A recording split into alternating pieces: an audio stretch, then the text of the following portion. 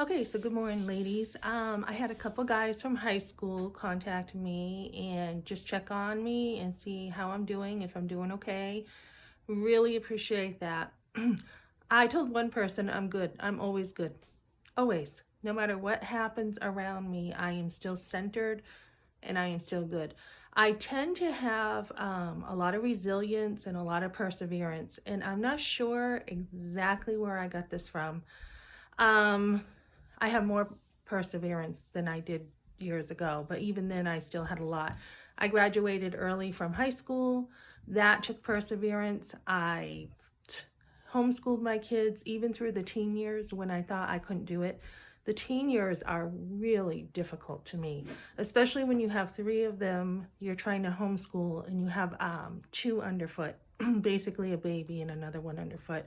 So the way I did that was I sat down a lot of sitting because I just had to continue homeschooling and I couldn't do everything. So I had to prioritize. I'm going to change hands. I'm kind of shaking here a little. Probably because I haven't had breakfast yet. That's what I'm thinking. Okay, so anyways, I persevere, I have resilience, and that takes a lot of failure. That's how I think you get a lot of perseverance in life. It takes a lot of failure, it takes a lot of falling down.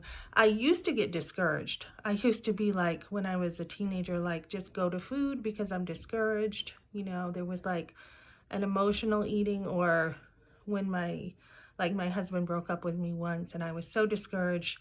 I actually was going down the path of destruction without knowing it. I was like, I just did not care at all about myself. And this time that ain't happening. This time I actually have a lot of self-care and a lot of things in place to keep me strong. And so, I wonder sometimes, is it the city background I had? My grandmother and my family in the projects, tough group of people. Um, Appreciate everything I have gotten from them. And then I'm like, is it country folk? The country folk, they are tough in a different way.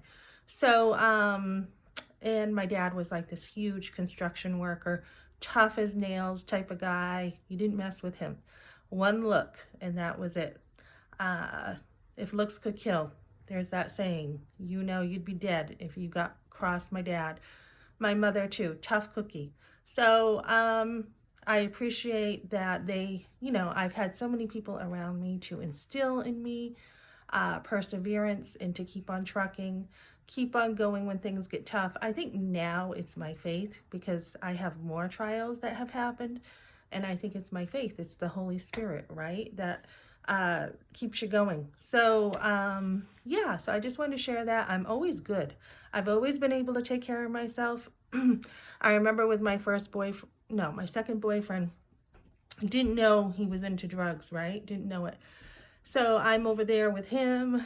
I'm hitchhiking, like, because I knew somebody. I knew someone who picked us up, but it could have been a stranger who picked us up. And yeah, so I was hitchhiking. I knew better, but it wasn't I was with my boyfriend, so I thought I was fine. But we went over to this town of Pittsfield in New Hampshire, scummy town, and it was on the bad side of Pittsfield. There is a very nice side of Pittsfield. Anyways, we walk into the apartment and it's with the guys I work with at the first restaurant I'm working at. And they've got, bags and bags of cocaine there. And luckily, I got out of there. I forget what I said, but I got out of there and I was okay. So no matter what happens in life, I've always been good, and make sure you know how to take care of yourself. And it really doesn't matter what comes at you on the outside, because if you've got that inner strength, you'll be able to handle it quite well.